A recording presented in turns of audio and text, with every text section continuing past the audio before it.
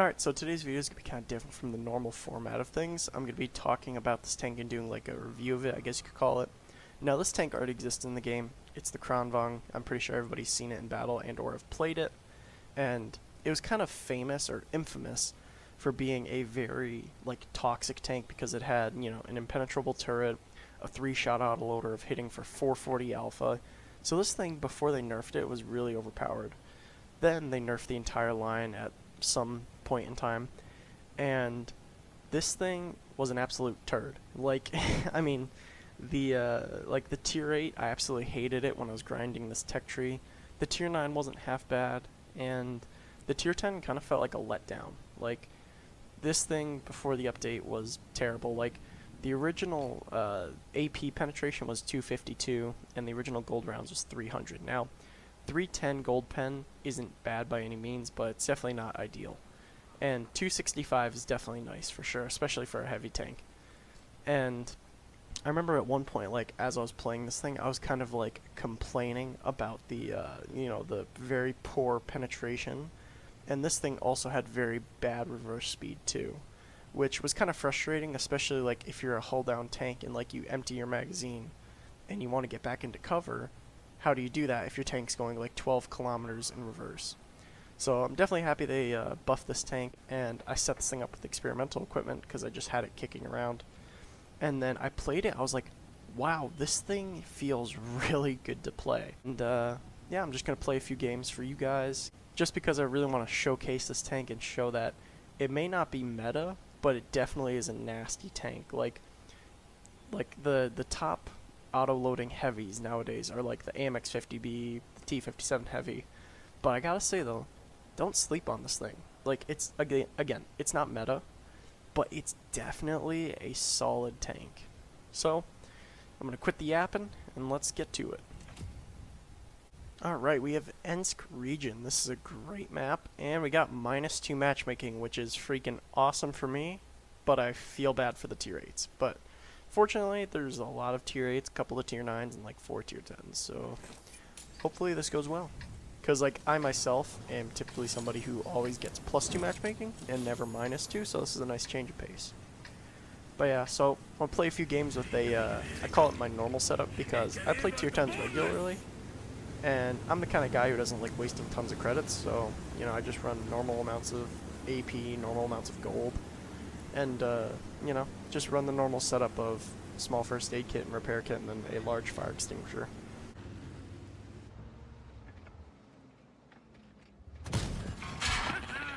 Critical damage! Penetration! Leave a scratch in the shields!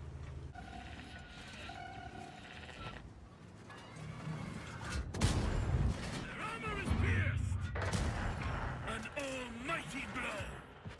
We cannot move! You shall not overcome me!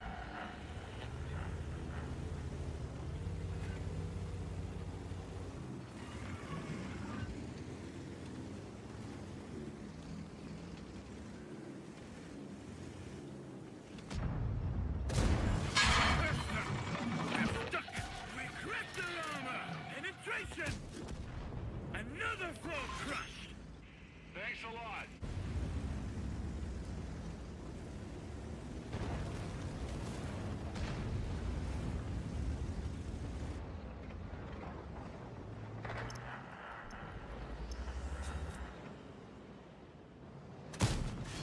Enemy hit! Enemy hit! A rabbit in our sights! Penetration! Let them taste freedom before their demise.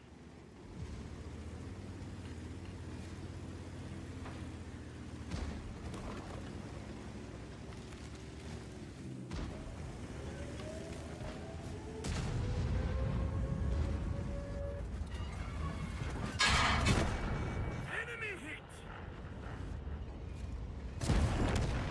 You shall not over. We shall return.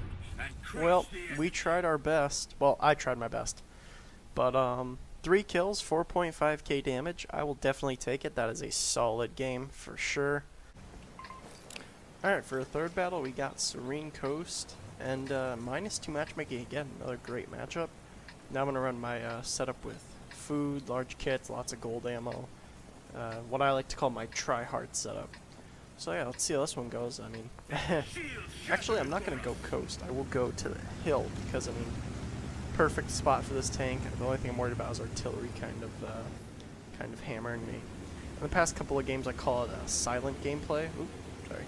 I kind of call it silent gameplay where I just play and I don't really commentate, where I just, you know, mute my mic, don't say anything. But this game, we're gonna have commentary. So, but yeah, I remember, because like I've been playing this game for almost a decade now, and I remember when the Swedish heavy tanks were like introduced. It was, you know, it was very interesting because when these tanks came out, they were good, but they weren't like insane, you know. And then it was probably about maybe 2020, 2021, something like that, where these tanks were like, you know, the top dog tech trees. I don't know what they did, but they definitely made this tank very good. Shoot the, yes. Personally, if I was at 703, I'd be a little bit pissed that Leopard 1 hit me, but trying to save my hit points because I have a feeling artillery's going to beat me up. But anyways, like I was saying, I think it was probably about like 2020 when this tank was like really overpowered. I don't know if they buffed it or something, but what? Nice. What? Dude, come on. See, that's kind of what would happen to me beforehand, like before the buff, was all my shells would just bounce because it was an accuracy thing. This, you know, I'm aiming where it's green, and you know, shell RNG's not on my side. But anyways, like I was saying, I don't really know if they buffed this tank at one point, but at a period of time, this thing was very good. Wow, good. That guy hit a good shot there. Oh, that's scary. I'm just gonna send it. Alright, I'm gonna use some APCR rounds, just because. Thank goodness that RG didn't hit me. But yeah, this tank was meta for a while, and then they nerfed it, which I think it's kind of like hull down tanks aren't bad in my opinion. It's just you see them a lot at the high tiers, and it's not very exciting gameplay. Alright, I'm gonna switch to gold to deal with this turtle. You know, it's kind of annoying and toxic, and especially because they nerfed. Well, hello. Because they nerfed HE, it's not very fun gameplay. Alright, I'm gonna pop the reload. Ooh, that T-57's kind of rolling through the mid. I think I'm just gonna stay here for now, and then if things start looking dicey, back towards base. Alright, I'm gonna deal with this leopard. I'm gonna give him the business. But yeah, like I was saying, hull down stalemates where it's just hull down tank against hull down tank. It's kind of boring. And then the good thing is Wargaming kind of strayed away from that, but then they made overpowered tanks like the XM57, and it's like seriously, or like the BZ-176. You know, it's like seriously. You're going from one overpowered thing to another overpowered thing. You know. Oh, come on,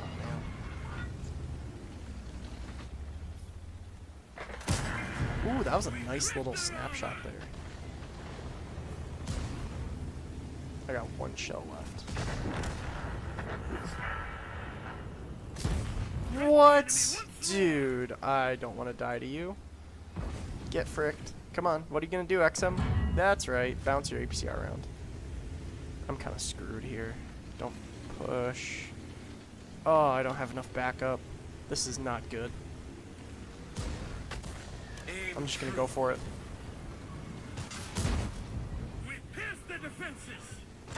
Nice. Nice. This is good. We're escaping. No! I'm stuck on his corpse! Gosh darn it. Nice. Come on, rotate, rotate. Somebody kill him. Somebody kill him. Please help. Somebody shoot him. No! Dang it, man. 39. Go figure, man. It's always like every time I fail, right after I die, the guy who kills me dies like 3 seconds later. Nice. Apply that XP bonus. Top on demon damage. Alright, so in summary, this tank was a blast to play. I had a good time playing it. Not that it's overpowered by any means, and if you're looking for an overpowered tank, this tank really isn't it. But it is a solid choice, super fun to play, and I feel like if you have somebody who's really good at the game, I feel like they would dominate in this tank. Like, this thing I would say is pretty balanced. So with that being said, hopefully you guys enjoyed. Thank you guys for watching, and I'll see you guys in the next one.